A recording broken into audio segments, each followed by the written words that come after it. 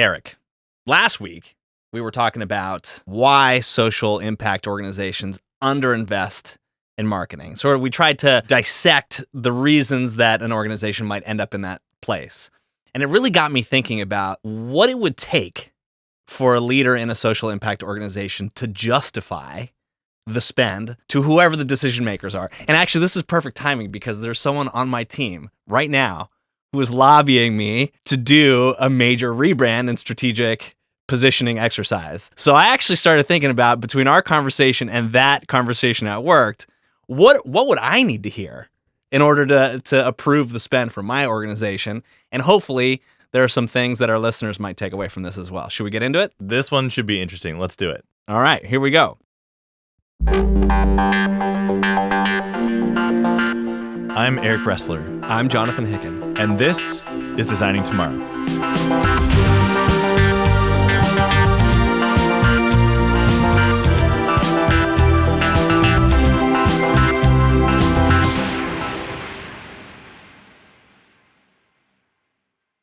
The first and arguably most important step for someone working in a social impact organization to justify the spend on marketing or branding is to empathize with the decision maker who's going to approve the spend. Here's what I mean by that. You need to deeply understand what that decision maker is focused on and what success looks like to them. You need to help them understand that by spending money in this space, it is going to make their job easier or better or more effective in some way. So you got to go down to that personal motivation level. So for example, if you're trying to convince the CEO that they should spend more on marketing and branding, well, what is that CEO focused on at that given time? Maybe it's a yearly priority. Maybe it's a pillar in their strategic plan. Maybe it's a particular project. What does that CEO or executive director care about at that moment? You need to make them understand that an investment in marketing or branding is going to help them do that thing better. Is this something that you have heard or that you have seen in working with clients, given that they're already coming to you with some level of approval? Yeah, it's interesting because by the time people are coming to us, usually there's some amount of buy-in and a decision has been made that they are ready. They've got, funds available in the best case scenario, right? Maybe not always, but we don't always get to see what happened before that point. We hear stories sometimes and we get some background from clients, but this is largely shrouded in mystery for me. So I'm really actually quite interested to hear some of these ideas and maybe sneakily pass them along to people who I know want to do some of this work, but haven't been able to get buy-in. I really like this reframe because I often think about this from the perspective of well, how does this benefit the organization at large? But this is sneaky. This is almost conniving. How will this benefit the person that I need to approve this? Yeah, sneaky stuff here. I like it. Yeah, and it really is true. We're all human beings. We all have our personal motivations, and frankly, we got to appeal to those things. And so that was a case of approaching a CEO. You may need to be approaching a CFO sort of position, a chief financial officer, or someone who's leading that side of the business. Their motivations could be completely different, right? If they're the last person who's going to put a stamp on this spend, you need to understand what that person's motivated by too. So there is some deeply personal investigations that need to happen before you attempt to go make a justification to spend on branding and marketing. Yeah, so if you're the internal champion on this work, you kind of got to know a little bit about each of the stakeholders and decision makers who need their stamp of approval and figure out how you can authentically but creatively pitch this to them in a way that resonates and that's empathetic to their priorities. Yeah, and I would say for the person on my team, if you're listening, you should ask me, what do I care about right now, right? And I would welcome that question. Now that's an executive director or CEO at any organization may not welcome that sort of direct level of questioning, but I certainly would. And I would hope that the person on my team who wants to do a rebrand will ask me that someday. And if they don't, I'm probably going to tell them to ask me that so that they can make the justification stronger.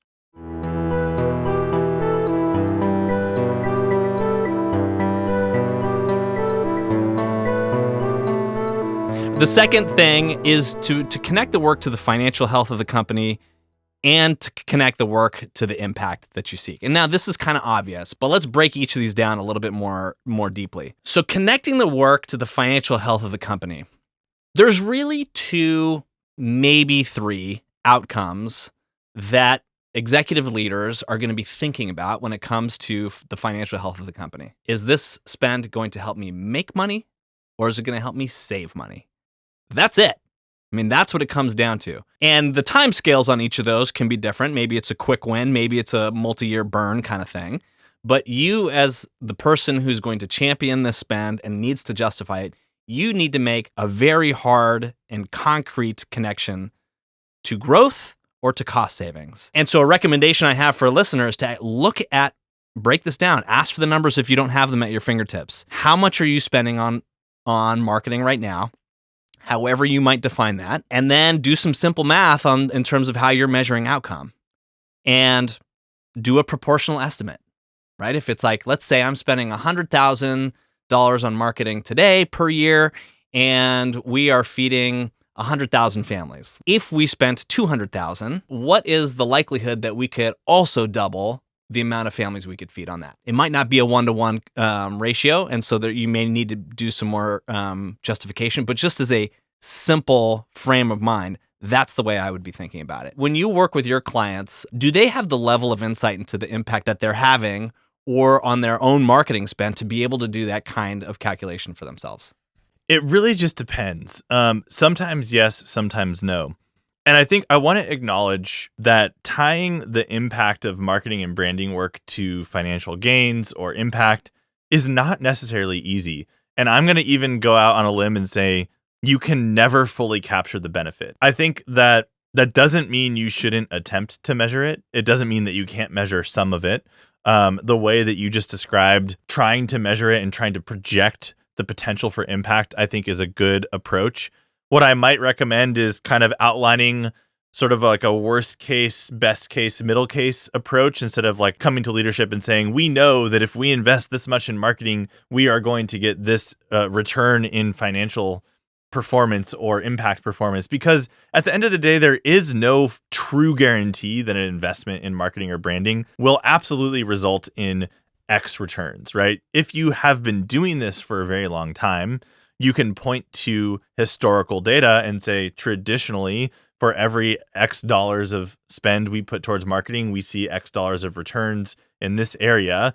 Likely, if we do that and expand that, we expect to see that more. But that's also not guaranteed because sometimes there's even like saturating the market, right? Where if you reach a certain threshold, spending more money on marketing might not return the same proportional returns on investment. So this is complicated stuff, right? This is not simple math. There's a lot of factors that go into the return on investment in branding and marketing. But I agree that making a case for, hey, investing in branding, investing in marketing is likely to create these types of outcomes in this range of probability or create the conditions that will make it more likely that we'll be more successful in fundraising or in some of the impact metrics that we're measuring. So in general, in principle, totally agree.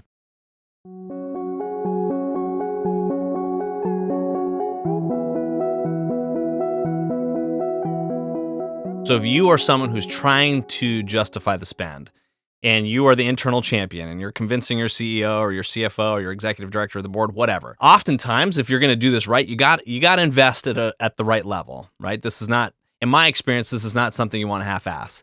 So you have to de-risk it. Now, how do you de-risk a big investment like that? Well, one way to do it would be to propose some sort of small-scale pilot, something that's smaller, that the executive director or CFO can green light with some very, very narrow, very specific outcomes to demonstrate success. Give evidence that a larger investment is going to produce even more returns on your pilot. So there may be other ways of de-risking the investment, but ultimately you may need to prove yourself if you really believe in this. And you got to figure out what is that experiment or what is that pilot that I can use to prove this. What are the conversations that you have around risk when you're undertaking these big projects with Cosmic? Yeah, I mean, I think there's always a risk in any big bet like this, any big investment that it won't pay off, whatever that means to you, right? At the level that you want it to. Or even like worst case, maybe it even backfires, right? It moves you backwards. Like, of course, that's worst case scenario. So yes, a small pilot project is a way to de-risk. Another common, and I would say probably even more common approach would be like a phased plan where you don't commit to $100,000 or $200,000 spend in this year right away, but you carve out a small discovery phase or a small strategic phase to start with, and then move into the next phase of some creative execution or implementation.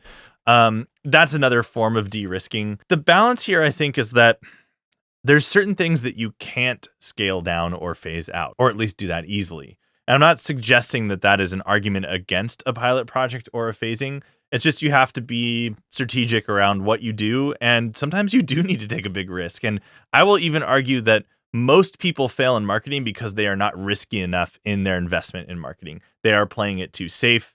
And that ironically ends up making it not very effective.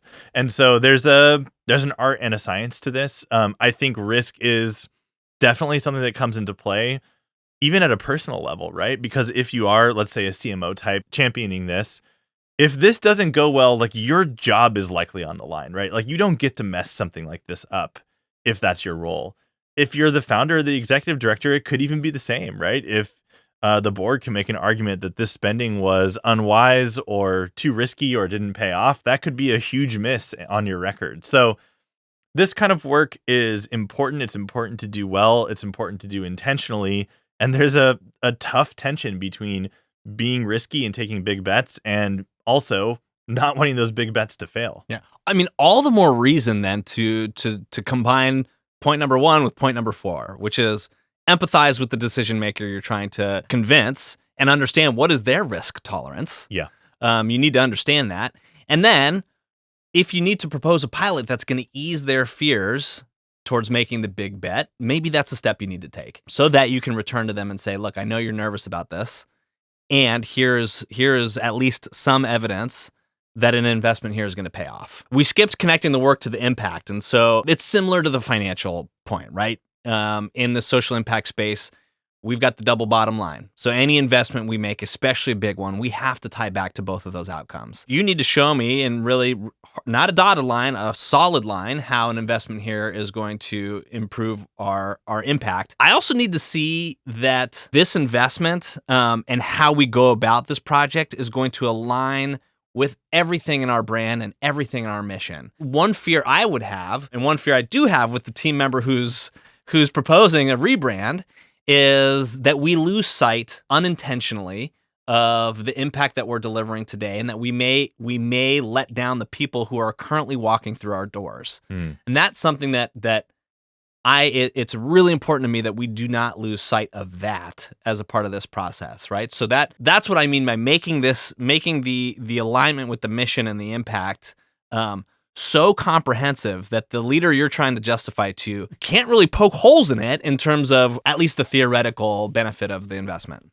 Yeah, I would agree. And I mean, to speak to your point a bit about not wanting to let down the current experience or the current supporters, yeah, there's a trade-off here, right? And I think that's why framing this and thinking about it as an investment in your future is the right way to think about it. Now, I will say that I've seen so many examples where there's these intangible, unexpected benefits of rebranding that people don't think they're buying when they're buying a rebrand, and maybe even ends up becoming the most important return on their investment. And that is by going through the process of a rebrand, especially if we're talking about a true rebrand that is largely strategic in nature and not just cosmetic. That process is so valuable if it's done well, because it forces you to get really clear on who you are, what you stand for, what your niche is, what your values are, how are you going to spread and tell your story, how will you communicate as an organization, how does that trickle down to how you actually run things and interact with the people that you serve.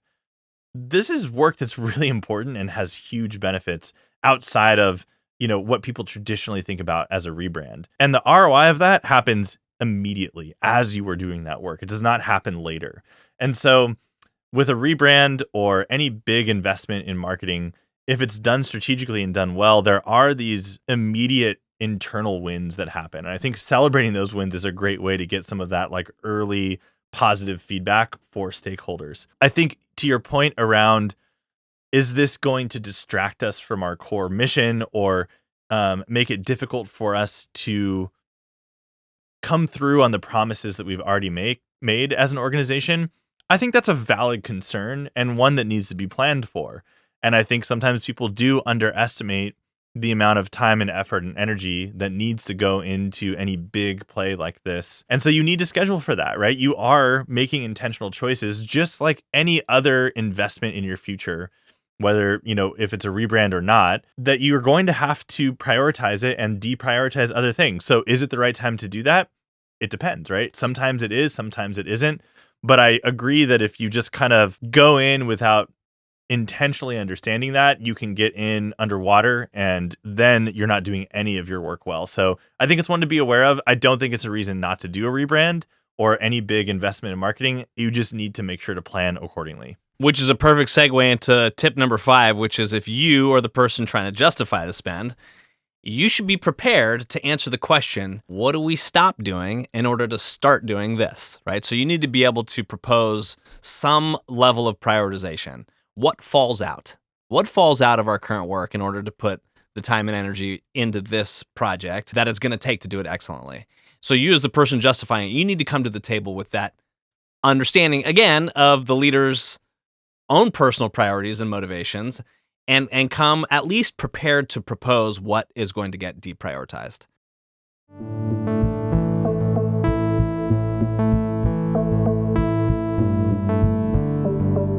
This is a bonus extra credit if you can do this, but I think you should come to your CEO or CFO or executive director and you should propose the project team. Here are the people in our organization who are going to run this. And maybe you've already talked to them and they're on board to help with this and they're ready to commit X amount of their time to this project. If my teammate came to me and was like, these 3 people I've already signed up, we're ready to do this, that would give me a tremendous level of confidence that the person who's proposing this investment is serious. Those are the 6 points, Eric, and I'm curious, I'll repeat them to you. I want to know what your main takeaways are from today's conversation. 1, empathize with the CEO or CFO or whoever the decision maker is.